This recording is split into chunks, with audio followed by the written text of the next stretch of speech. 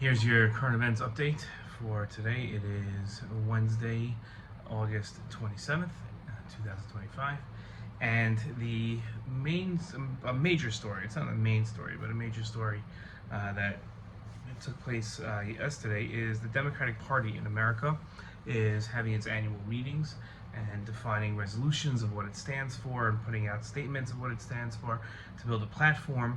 The Democratic Party is in trouble. It has lost the presidential elections and congressional elections, Senate elections, so it really has to define what it stands for. And leading Democrats get together, it's in Minneapolis, Minnesota, to define what the party stands for, and hopefully those positions will appeal to Americans, and therefore Democrats can win elections. That's their goal.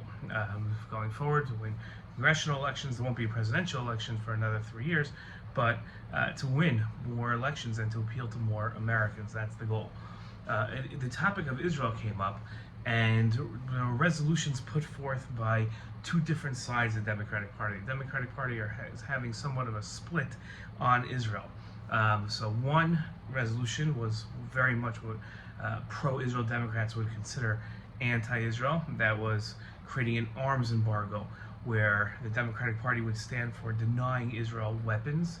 And another resolution from the pro-Israel side of the Democratic Party called for the release of the hostages and for the end of the war. So those were the two resolutions that were put forth.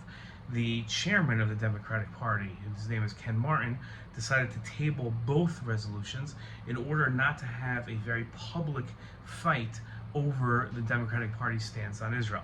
That would not be good for anyone in the Democratic Party because it would show disunity, division among the Democratic Party.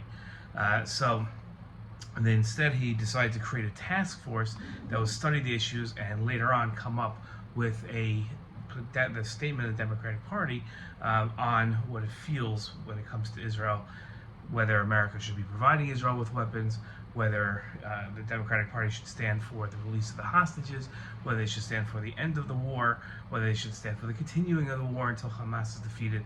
That's what that task force will focus on. What do you think about a party that is having trouble defining itself? Should all American parties be just blanket pro-Israel, or should there be discussions over these issues so that way parties can define themselves better by discussing the issues publicly? What do you think?